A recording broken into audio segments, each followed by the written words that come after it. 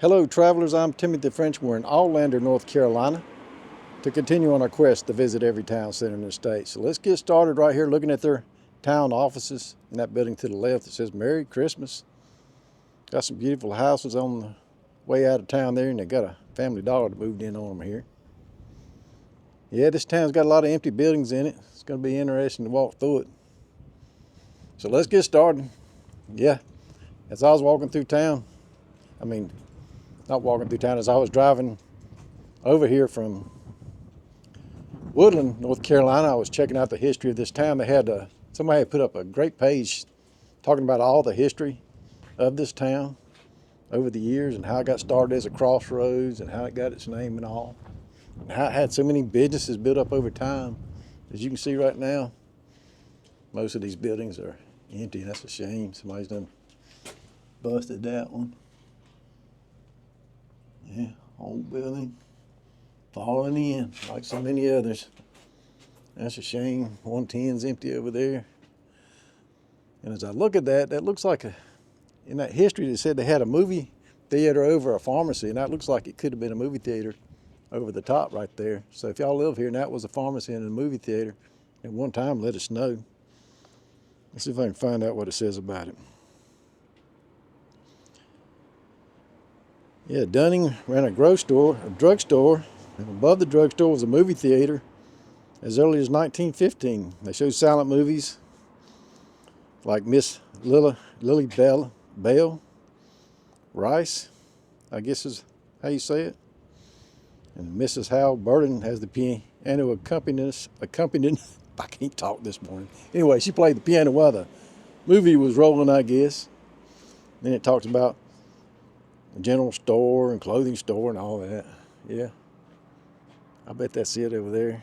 A lot of old buildings are probably missing now that we're here because there was a lot of them. It was a big town there for a while. When the railroad came through and all that. There's another one that used to be a florist. Then the waters got into it. Why are you going to buy a building and not keep the roof on it?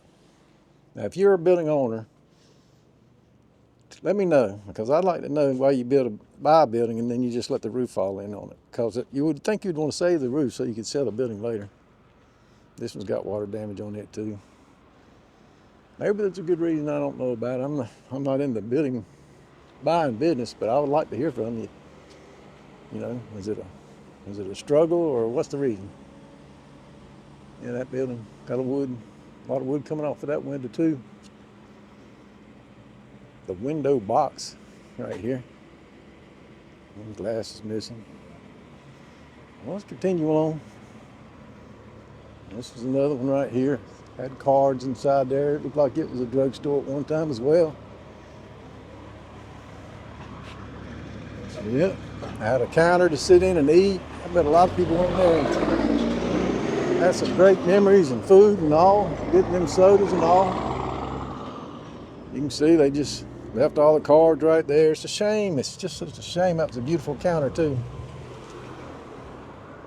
I just don't understand it. Those big corporate stores can't hold a candle to these little local stores. I don't know why people stopped using them. Y'all tell me if you know. This little building here looks like it could have been a gas station at one time, but I'm not sure. Let's go on down a little bit further. See what else they got in their history here. Yeah, it was a crossroads, and as it grew, one of its residents built a hotel called the Choanoke. And after that, things just kept getting bigger and bigger, I guess.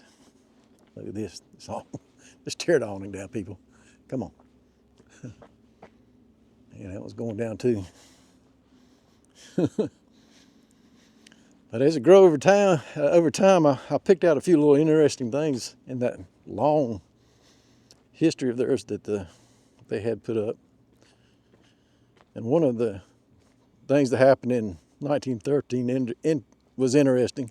It said the town ordinances from 1913 to 1918 reflect the development of a small North Carolina town in the early 20th century.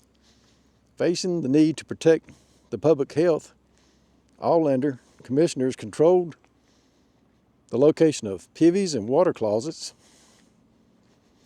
And they also had a town ordinance prohibiting throwing garbage in the street or vacant lots because it might attract county hogs. So that's your small town there for you, for sure. Then it said, envisioning traffic problems, the commissioners enacted ordinances forbidding anyone to drive any vehicle or ride any animal faster than 10 miles an hour in town. The morals of the town came under the scrutiny of the commissioners also. So what does it say here? Lewd women plying their trade and men who took advantage of their services were liable to fines. Sunday sales of merchandise or drinks were forbidden except for sickness and burial purposes. Well, there you go. Here's a look at some of their neighborhoods. Another building, it would have been filled at that time, but closed on Sunday. I'm old enough that I can still remember a lot of businesses being closed on Sunday, especially during holidays. It all closed down, and I wish they'd do that again because it gave people time to relax, religious or not. Just sit at home. You're tempted to go out if all the businesses are open, but when they're closed, you make sure you got everything Saturday and you just sit at home and relax with your family. And we probably need a lot more of that going on these days. This could have been like an auto dealership at one time as the town grew. I think they said something about a dealership being in town. Yeah, I can imagine cars being parked all back here and being worked on and stuff. Locals, let us know. Love hearing from local people. Tell us their stories and their memories. Look at that beautiful house. I bet the people that have lived there over the years have seen a lot of changes in the town. So I don't know what businesses they had back in the day that made the town grow so good and have all those awesome businesses in town.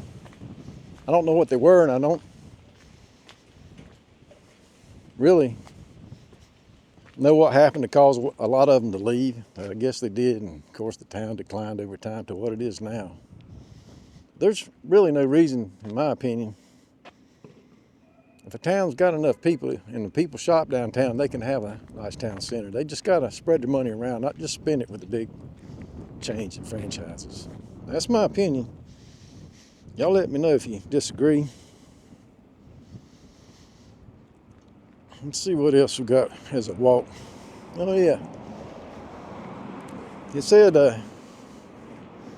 in one part of that write-up about their history, it said, Aulander's heydays of being the center of trade and commerce for a large area were aptly defined by the following saying of the townspeople. What Hosea Early didn't know, or Ted Harold didn't have, or Jimmy Harrigan couldn't make, Matty Pittman could order. This would indicate that no matter what one was seeking, Aulander could provide. And every town should be like that. There's no reason for these towns not to be like that. Got a few nice stores through here, breaking bread. Glad to see that. Done a nice job of putting these chains up to keep people from walking off the edge. Smile, you're on camera. Well, you are too. Smile back. Yeah, they were hired back in the day for buggies to pull up, I think. So it goes off into another empty one here, another stretch. But y'all come and support these businesses right here. They're trying to bring your town back. All it takes is for you to come down here. All these buildings, when it had that retail they talked about.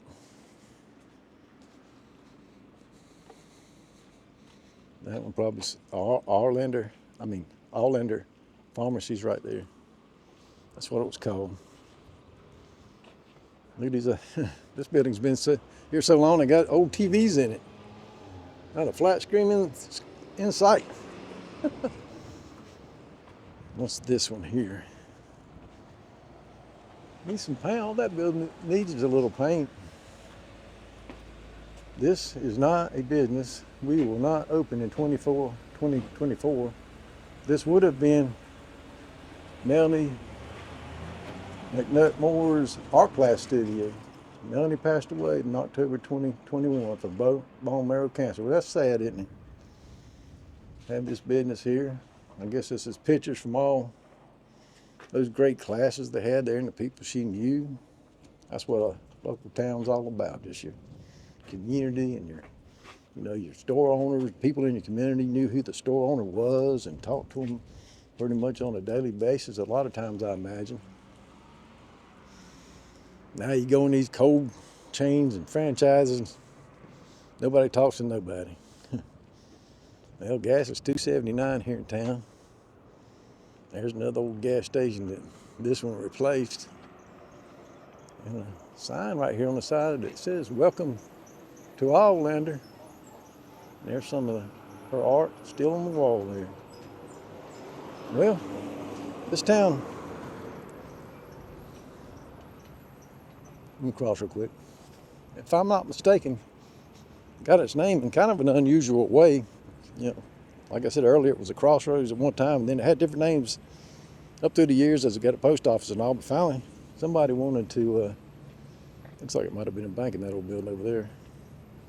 Finally, somebody wanted to change the name, and a fellow went to Orlando, Florida, and he wanted to name it Orlando, but they wouldn't let him do it.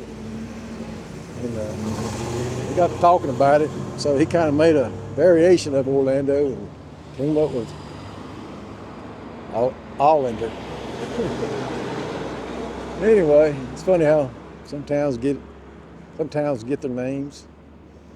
But yeah, you guys, support your small businesses, and remember those who have passed that supported your town before. I hope you enjoyed this walk and talk tour of Aulander, North Carolina. If you did, I appreciate it. If you like, subscribe and share. Y'all take care.